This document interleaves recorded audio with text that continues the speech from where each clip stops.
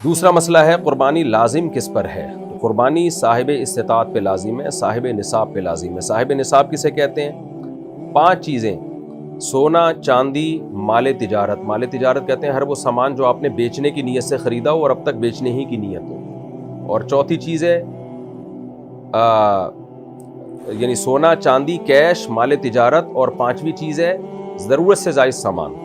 ضرورت سے زائد سامان اسے کہتے ہیں جو پورے سال استعمال میں نہ ہو، جیسے کوئی پلاٹ پڑا ہوا ہے آپ کے پاس، نہ کرائے پر ہے نہ آپ اس میں رہ رہے ہیں، یہ بھی ضرورت سے زائد ہے۔ کوئی گھر آپ نے بنایا ہوا ہے، نہ کرائے پہ دیا ہوا ہے نہ اس میں آپ رہتے ہیں، تو یہ بھی ضرورت سے زائد ہے۔ کوئی گاڑی آپ کے پاس ہے، پورے سال استعمال ہی نہیں ہوتی وہ بھی ضرورت سے زائد ہے۔ ڈنر سیٹ گھر میں پڑے ہوئے ہیں، شوکیس میں سجا کے رکھے ہیں، پورے سال استعمال ہی نہیں ہوئے، تو وہ بھی ضرورت سے زائد ہے۔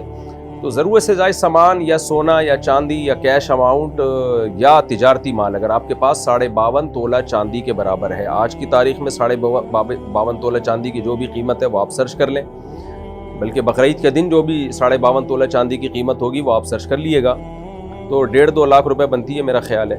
تو جس کے پاس اتنا اماؤنٹ موجود ہو اس اماؤنٹ میں سے وہ قرضے بھی نکالے، مائنس کرے، اور جو ضروری خرچے ہیں جیسے گھر کا راشن آئے گا وہ ضروری ہے، گیس بجلی کا بل یہ ضروری ہے، تو یہ ضروری خرچے مائنس کر کے اگر کسی کے پاس 52.5 تولہ چاندی کے برابر رقم بنتی ہے تو اس پر قربانی لازم ہے، اور جس کے پاس یہ ضروری خرچے مائنس کر کے بھی 52.5 تولہ چاندی کے برابر رقم نہیں بن رہی ہے تو پھر اس پر قربانی لازم نہیں ہے۔ خواتین کے پاس عام طور پر چونکہ گولڈ ہوتا ہے اور کچھ نہ کچھ پیسے بھی ہوتے ہیں ان کے پاس، تو اور قرضہ نہیں ہے اگر، اور گھر کا راشن بھی خواتین نے نہیں ڈالنا ہوتا، وہ تو مردوں کی ذمہ داری ہے، تو گیس بجلی کا بل بھی مرد دے رہے ہوتے ہیں، تو اس لیے آج کے زمانے میں عام طور پہ خواتین پہ قربانی زیادہ لازم ہو رہی ہوتی ہے، مردوں پہ کم لازم ہو رہی ہوتی ہے، کیونکہ گولڈ ہوتا ہے خواتین کے پاس اور شریعت نے ان کے ذمے کوئی خرچے ڈالے نہیں ہیں، مردوں کے ذمے تو بہت سارے خرچے ہوتے ہیں، تو ایسی صورت میں خاتون پر بھی قربانی لازم ہوگی۔ ہاں، خاتون کی طرف سے ان کا شوہر قربانی کر سکتا ہے اجازت سے۔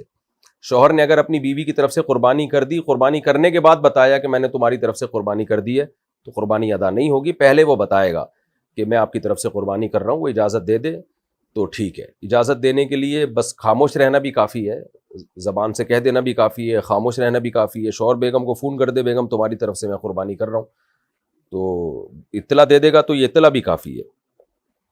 یہ تو ہو گیا جی مختصراً قربانی کے لازم ہونے کا مسئلہ۔